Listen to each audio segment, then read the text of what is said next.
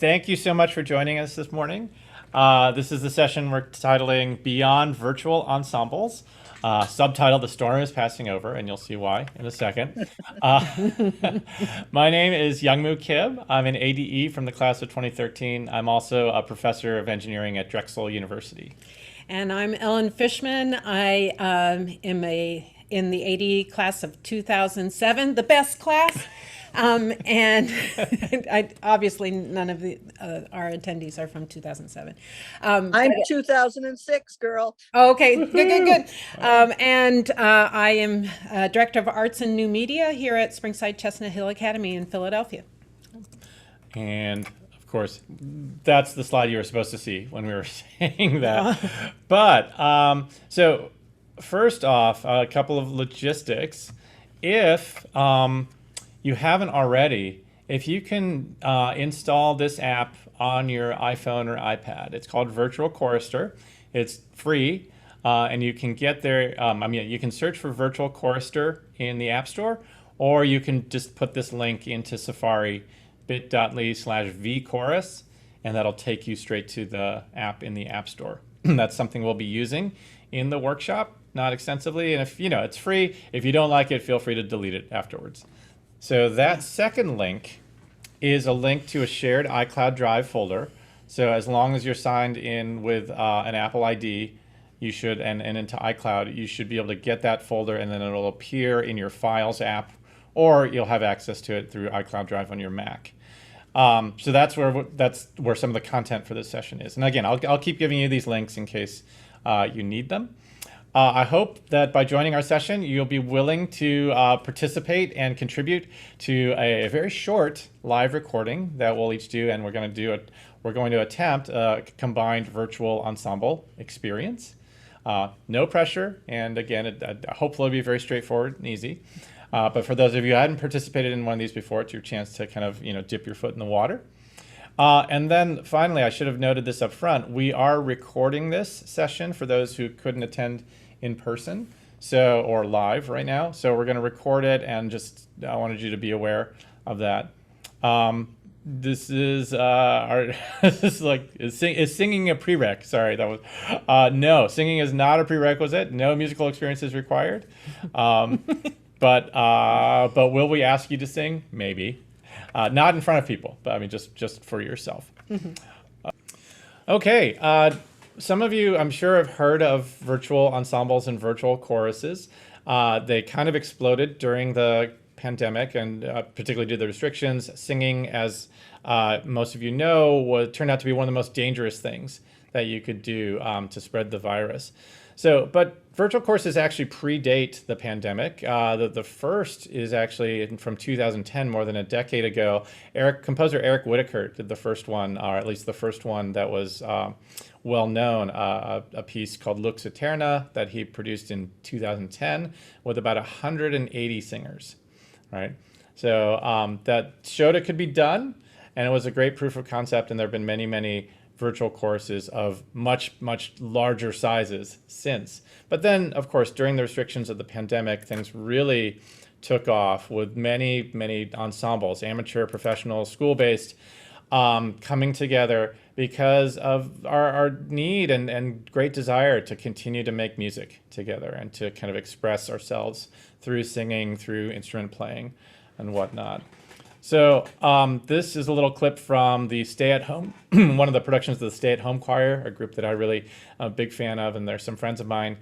This one, I think, had 5,000 singers in it, and the record is now like around 19,000, I think, or 20,000, wow. Something like that. It's incredible. So, it was a great way to do some music making with some restrictions during the pandemic, but as we'll talk about, it's also a way to extend beyond in-person capabilities as well. So the idea of a virtual ensemble is pretty straightforward, right? And forgive me if you already know this, but for those of you who haven't seen these, it's that everyone makes an individual video by themselves using their phone or a device of themselves performing, but it's synchronized to some sort of reference. And I'll show you what I mean by that in just a second. But that's what keeps everyone together, that you're following along either a tempo track or some sort of cue or guide track or guide recording as well. And then everyone submits those videos, and then they're combined using digital video editing software, usually Final Cut Pro or something like that, into a collaborative performance, right? It is all recorded. And then that's what allows, groups, small and large, to at least, collaborate together. There are a lot of limitations to this approach still. It is very complex. It's tedious. It involves people understanding how to make, reasonable recordings by themselves, and then the logistics of submitting those, transmitting them to a teacher or a producer who's putting those things together. I will answer the question. I think most people are familiar now. Why don't you just try to do this using Zoom or Teams or Google Meet or whatever? And the short answer is that it's impossible. That there's just a little too much delay with Zoom or any of these other video conferencing apps, FaceTime, whatever. That little extra delay, that sort of quarter-second delay, is just it's for music, it's sort of terminal. You can't stay together. You can't stay in sync. And there's some hilarious examples of people trying to do things, or choirs or ensembles trying to do things over Zoom, and then just falling apart very, very quickly. It's quite amusing. So we can't do it live with video conferencing, but there are some very, very strict exceptions to that. It's not minor. There are very special exceptions to that. And if you're really interested in that sort of technology, I'm happy to talk about that offline. But for the most part, you can't do this over Zoom or Teams. One thing that came about very early as more and more people, or came to light very early, as more and more people were trying to do virtual ensembles, is that the basic setup was a 2-device strategy, that you would use probably your phone, which is your best camera, to record yourself, but then you would listen or watch a guide track, a conductor track, or a click track or something on another device, right? And that was the most straightforward way. Like maybe you're watching the thing on your computer and you're recording yourself with your phone, which is fine if you have those and can manage both of those together. What came to light very early is that, well, a lot of folks, particularly singers and students, may not have had access to 2 devices, right? So that was already an impediment to participation. So that's one of the reasons that I was inspired to create the virtual Correster app, to try to let you do that all from a single device. At first, actually, I thought that that there's got to be an app for this already. And so I was looking, saying, okay, I want to watch a video and I also want to record a video simultaneously. And there really just wasn't anything out there that lets you do that. So I decided, okay, I'll write an app to do that, and I'll show that to you in just a second. The key thing in all of this is that when you do record, you use headphones so that you can isolate what you're listening to, right, the guide track, and so that doesn't get re-recorded into your own recording. So if you're going to sing la la la, right, you want to be following along and listening on headphones, right? So using headphones, earbuds, AirPods are fine too. I also would say that as far as people pursuing this, a lot of people obsess over the sound quality, and not that it's not important, but that the microphones built into our iPhones and iPads and even Macs are pretty darn good now. So even if your students or your collaborators don't have, separate microphones and whatnot, it'll be fine. It really will be. And especially when you're starting to mix, 5, 10, 20, 50 voices together, right? The little bit of noise that comes through the microphone isn't going to affect the recording in the end. One other tip I like to tell people right up front is always record in landscape orientation, unless you have a very specific reason not to. Landscape is sideways, which is a little hard with your phone, because with the phone, you're kind of used to holding it in portrait.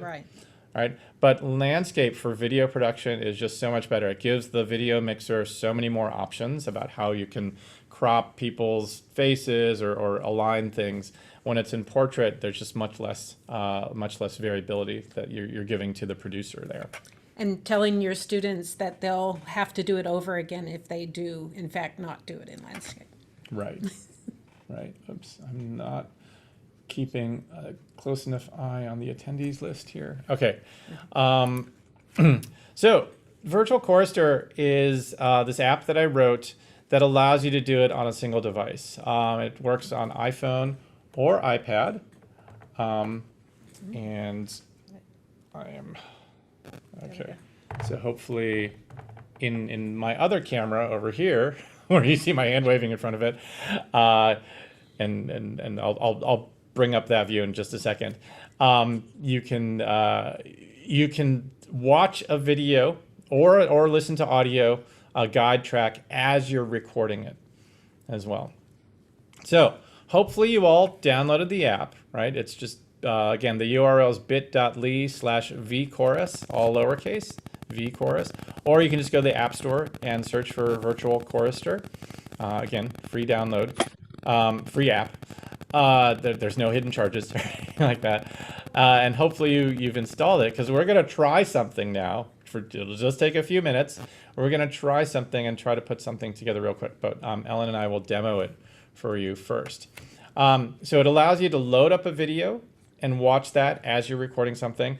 The iPad version, for music educators out there, the iPad version also lets you bring in a PDF as a score if you'd like. So you can actually have your camera window, the video that you're watching, and the score all up on your iPad at the same time. There's not enough room on an iPhone to show that. So you just get the two videos on the iPhone. Okay. So this is the process that we try when we're doing virtual ensemble projects to provide as clear instructions as possible, because again, even though some people have participated in these things, a lot of people are not familiar with the process. So trying to prepare some good guide materials, which I'll show you in just a second. We can, you can still do rehearsals over Zoom, right? As long as you're not trying to listen back to each other. You can certainly over Zoom or Teams or whatever have somebody who's conducting, a teacher or a conductor, and then have people follow along.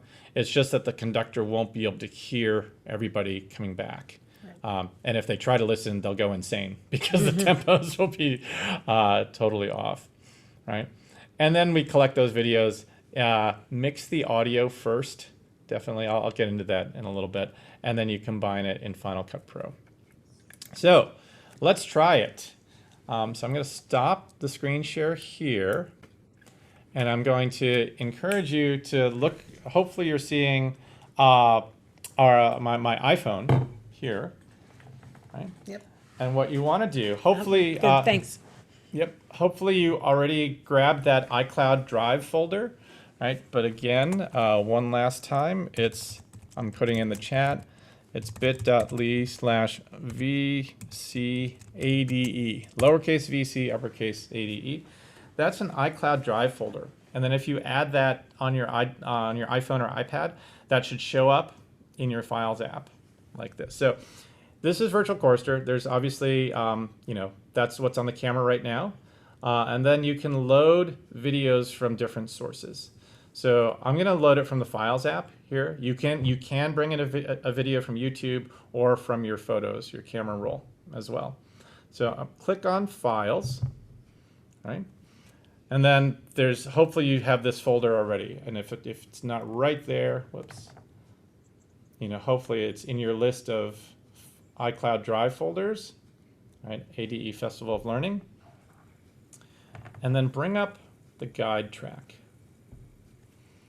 Right, and now that's here. I'm just going to play a little bit so you can resize it, right, and move it around if you want. This was so that nice. Yeah, this was, I didn't know you could do that. Yeah, this was because sometimes you want to cut out different parts of the video, or you can also move your viewfinder around. Okay. Like this. So I'm going to put that back at the beginning. So what happens is that here, actually, let's watch the Q video.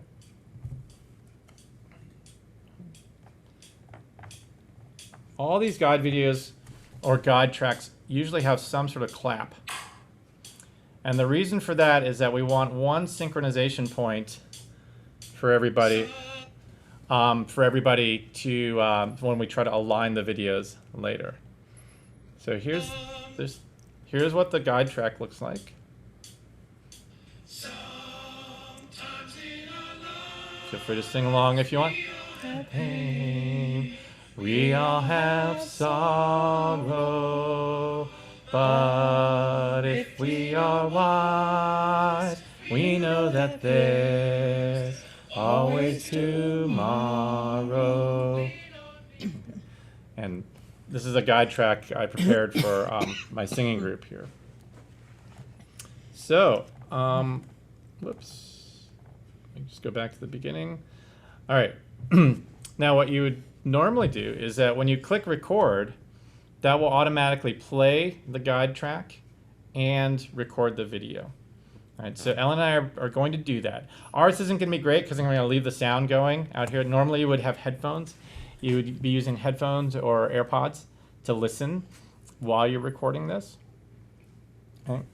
So Ellen's going to hop into the screen here Yep, with me. And here we go. And it's in my range even. So, Handy. yeah. So Ellen, actually try to come this way so you're in the, Okay. the Oh, I see. camera. Yeah. Okay. All right, so we're going to try to do this just as an example for you all, and then we're going to give you a few minutes to try to do it on your own. So, Good, because I don't know the words. okay, so we're going to do our clap.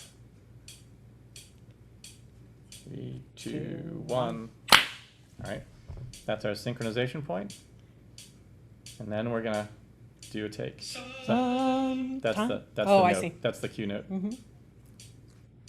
Sometimes in our lives we all have pain, we all have sorrow, but if we are wise, we know that there's always tomorrow. All right, then you click stop, and then that video is saved to your camera roll, to your photos. So then you should, I don't know which screen I should be looking at here. I know, Too I many know. cameras. I think stay there. Yeah. So you should then be able to find this in your camera roll, which I'm going to try to do right now. Try and type sideways. Nope. And there we are. There's our video we just recorded. So what I want you to do is after you've recorded your video, save it to that iCloud Drive folder if you can. So I'm going to share that and go to Save to Files. Hopefully you can see that. I know the Yes. quality's not that great. But the bottom link, Save to Files. And then just put it, ideally in this video uploads folder, but anywhere in here is fine, and I'll get it. So I'm going to put it in video uploads. If you want to change the name, we'll do young, I can't spell, and Ellen. Oh, come on, didn't give me a space. I'm trying to type sideways on this, which is interesting. So, and click save, and then that will show up in the iCloud Drive folder. Okay, we just went through a lot, I know, but hopefully it's a pretty straightforward process. If you have questions, feel free to just shout them out or ask in the chat, but I want to give you maybe 4 minutes to go off and try to do this. But what we're going to do now is shift back to our slides so that Ellen can talk about this fantastic ensemble project she pursued during this year that she will tell you all about. So, hello. As Young Moo gets those and starts to compile them, I'd like to talk to you just about how we use this in a practical setting. So last summer, when we realized that we were going to have a rocky school year, and especially considering the fact that our choirs had already had a very disjunct spring before the summer last year, I really was trying to think of a way that we could advance their learning. And this is for upper school that I'm talking about. It was on an upper school project. So I know a lot of musicians here in Philadelphia, and I knew everybody was out of work as well. So the idea was to take a professional group to create the guide tracks. But you have to realize at the time, we also were under a lot of restrictions about singing. And so how to make guide tracks from live singers was a real problem. So we put together this project that we called Choir Forward. And we are lucky to have the Crossing here in Philadelphia. They're a multiple Grammy Award winning choir. And the conductor there is Donald Nally, really a top-notch conductor, someone we would love to have a master class with. So I reached out to him to see if he might be able to help us with this process. So this gives you a sense. We recorded 4 singers three different times, so a total of 12 singers, and it was important to have 12 different singers so that it sounded like a choir. And otherwise what we found was that if we just recorded them multiple times, that it wouldn't give as much of the choral effect that we needed. So 12 singers, 4 at a time, and you can see we have this very large auditorium, so we placed the 4 singers in each corner. So you're seeing 2 of the singers in the corners, the pianist, the recording engineer in the middle. I'm sorry, the recording engineer was up on the stage, so he was sending headphone mixes to all the singers and also capturing everything. And then in the middle there is my colleague, Jay Fluellen, from this Philadelphia School District, who became my partner in this venture. And also Kevin Vondrak, who is the assistant conductor at the Crossing. And there next to them is the videographer, who is capturing Donald Nally conducting. So it was quite an operation, and it was made possible by endowed funds that we have here at Springside Chestnut Hill Academy. I really didn't want to just have this as a in-house venture, and that's why Jay was there. I asked any conductor in the area if they wanted to partner on this with us, because I thought that everybody was in the same situation, and it was an opportunity to reach out from an independent school to the public schools to try to really bridge a gap for everybody. So this is a photo of us capturing Donald conducting, and as it turned out, this project actually had so many other layers to it that we had no way of knowing until we actually did it. There are a number of things that we have learned from the process, and probably the most important thing was that this was in many ways like a master class for not only our students, but what my music teachers tell me is that every time they do a master class with the students, they themselves, it's like PD for themselves, because they learn a lot from whoever's giving the master class. So this actually turned out to be a really great way to experience a master class.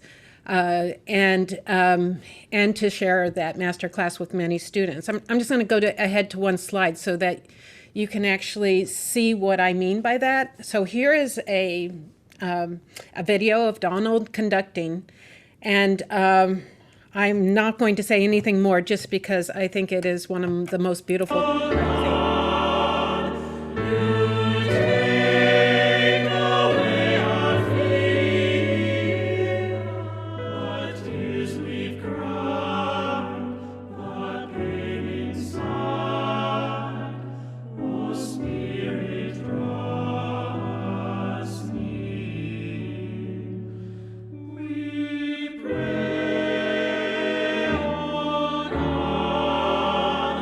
You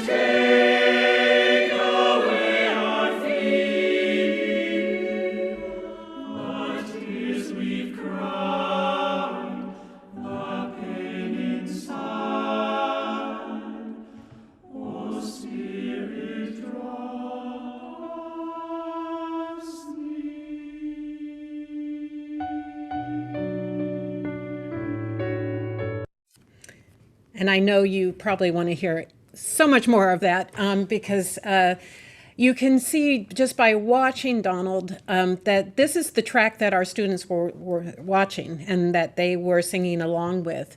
We created tracks that were specific to the different sections of the choir and tracks that were with everybody together. So the students could learn just with the basses, they could just learn with the sopranos, or they could learn with the full choir together. But the real lesson here is just how to give, excuse me, students from multiple schools a really wonderful master class, because it gave us an opportunity to talk about, why he conducts certain things the way he does. As his assistant told me, some of the movements of his arms actually imitate the breathing of the choir.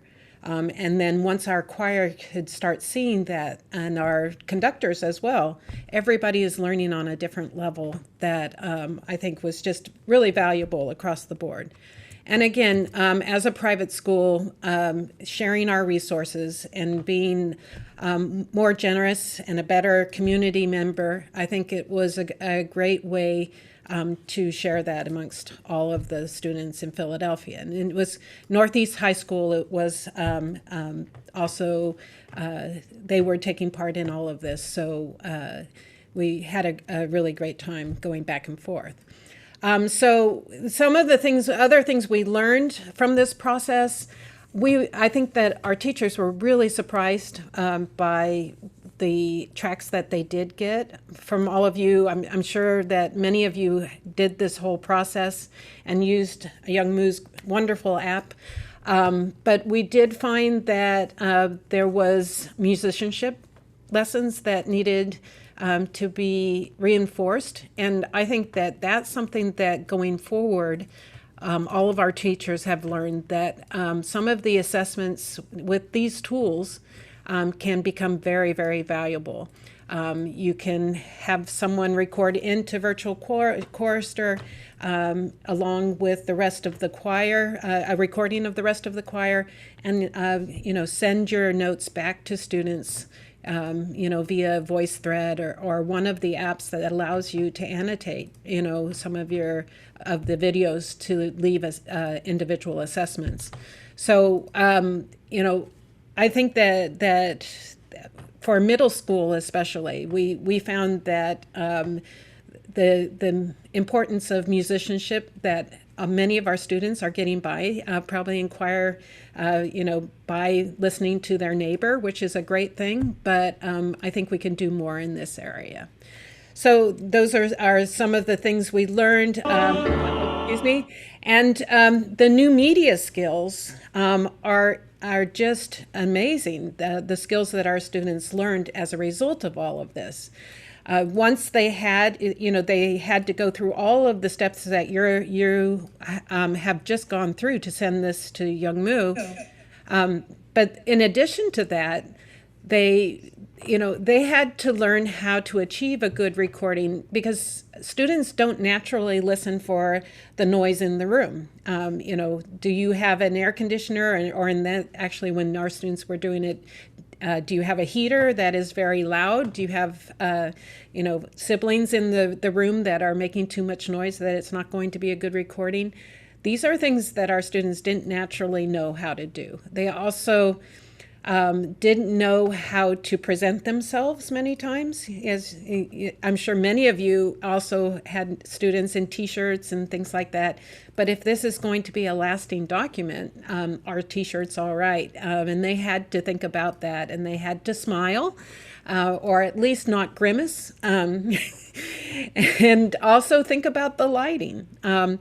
So these are skills that we have a e-portfolio system here for assessment at Springside Chestnut Hill Academy for all of our arts classes.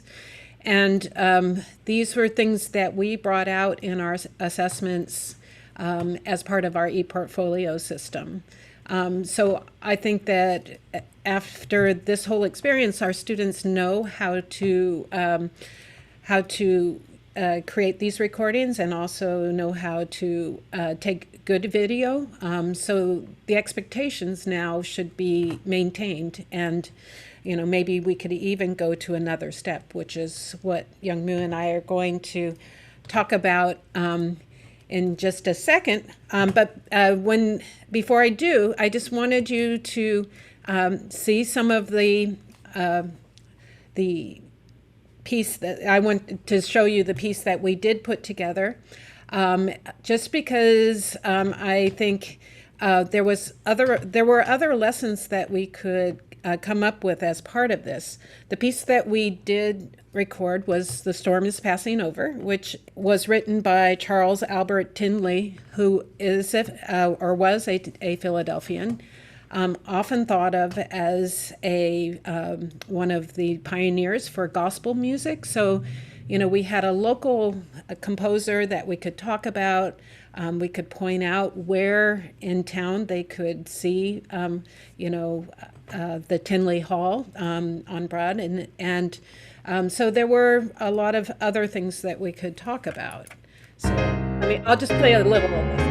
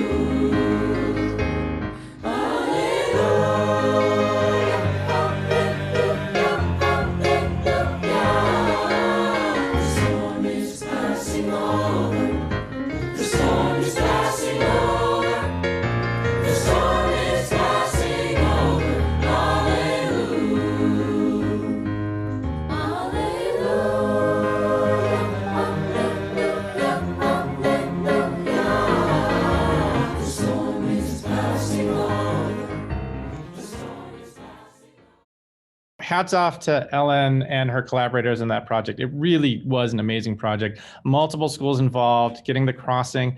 And again, if you haven't checked out the Crossings music, and if you're at all a fan of vocal music, I strongly encourage that. They've won multiple Grammy Awards, just beautiful, beautiful vocal music. And we're very fortunate they're based right here in Philadelphia. Okay, so I've got, I think 6 or 7 recording submissions. Thank you. So the process is working. I am going to share some of the results, and I'm going to hope that this will come through. All right, this is Final Cut Pro. Now, Yay. So yes, we have some submissions, and I hope they will come through. I'll play it for you in just a second. So a couple of quick notes. There was a question about the microphones. Yes, using AirPods can sometimes be tricky, and sometimes it gets the app or the phone gets confused about which sound source it's using. The Virtual Chorister app actually always prefers the iPhone built-in microphone. So even if you're using earbuds or earbuds with a microphone, it tries to use the phone mic because that's usually a better source, especially for singing. If you're singing right into like your AirPods or a close microphone, oftentimes that's going to provide too much volume. So it actually always prefers the on-device microphone if possible. So that might have been a source of confusion. Wired headphones are always just a little bit more reliable as well. So I always encourage my students to use wired headphones if at all possible, but AirPods work. They do work. Okay, so normally what I do is I would take all the audio and mix that first. And you can use GarageBand for that. If you have the access to Logic, that's another platform that has some more capabilities there. But I do the audio mix first. But for now, I skipped that step because it would take it a little too much time to extract all the audio and everything. So I've just brought everything directly into Final Cut Pro. and I haven't even listened to this yet, so I don't know what we're going to get. I had our audio track. Sorry, there's the audio track that I'm synchronizing to down here. And you can see in most of your recordings, there's a nice little spike right there. That's the clap that I use to align everything, to align all of your recordings. All right. So I don't know what we're going to get, but this will be a fun little experiment to see what we get. All right. There's the, oh, here, let's we can actually see everybody clapping. There's everybody clapping. And hopefully the audio is coming.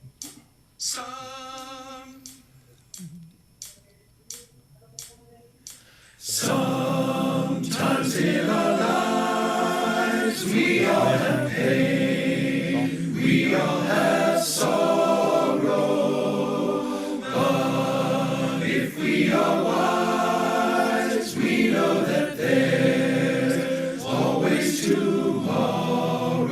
Lean on me. All right. Yay! Well done, all. Well done. That was great. So again, for 5 minutes of work on your part, another 10 minutes of work on my part there, put together something very, very quick and basic. But again, everything is pretty well synchronized. And of course, we could do a lot more fine tuning in Final Cut Pro. Now, the reason you have to use Final Cut Pro for these kind of ensemble videos is I wish you could do it in iMovie. iMovie will at most support 2 videos at once, right? You can have the main video and then a picture-in-picture. That's it. All right. So if you want 5, 10, 20, 60, 1,000, right? There's just no way you can do it in iMovie. So it is a bit of a heavy lift. And now there are video editors who've basically made careers doing this. So doing these sort of virtual videos. So that's one option. You might be able to find a video producer to do it. Or again, I think as Ellen mentioned, it's a great opportunity both for teachers and students to build up these skills and to learn how to manage the process and how to make these sort of videos, which are of course not just popular, but are becoming more and more prevalent, right, in terms of content production and video sharing and whatnot. Well, can I just say, for those of you who have had students learn audio mixing, the only way to learn good audio mixing is by doing it.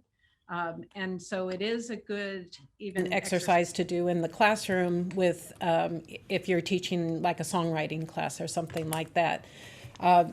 We had students that became very interested in doing the audio mixing in our videos that came after this, and there were some advanced lessons that I had the opportunity to teach just because finally there was an opportunity for those sort of advanced lessons.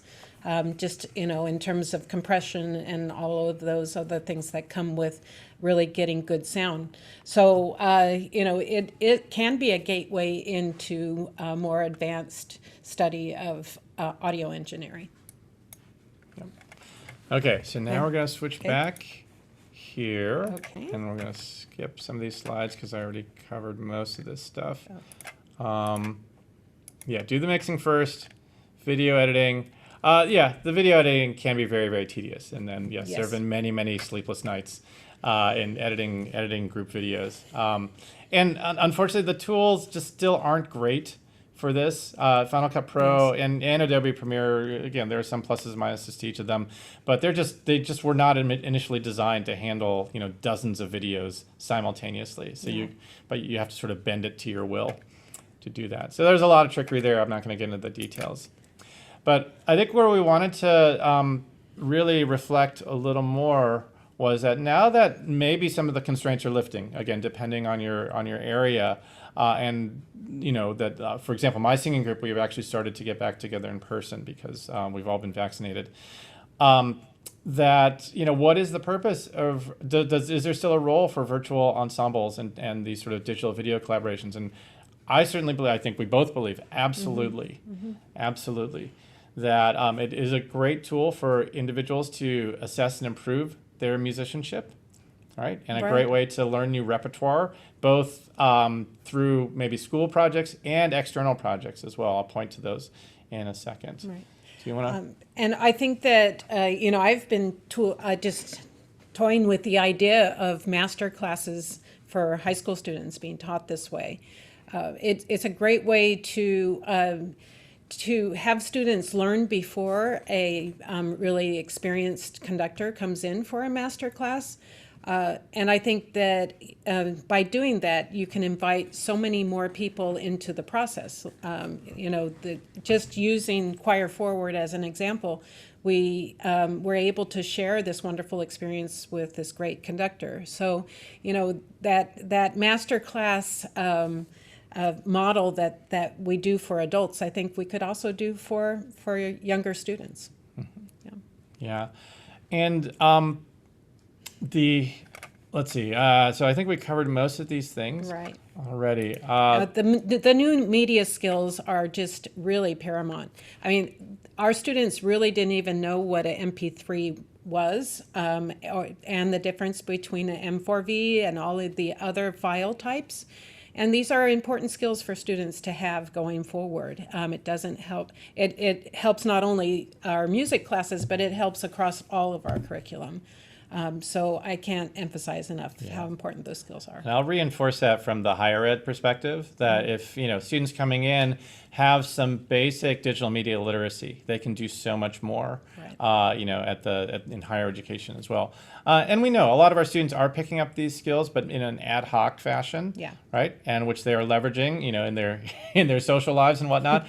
But to be able to do it, as a skill or even as a career. Right, there are a lot of details and intricacies that you can learn very, very quickly through projects like this.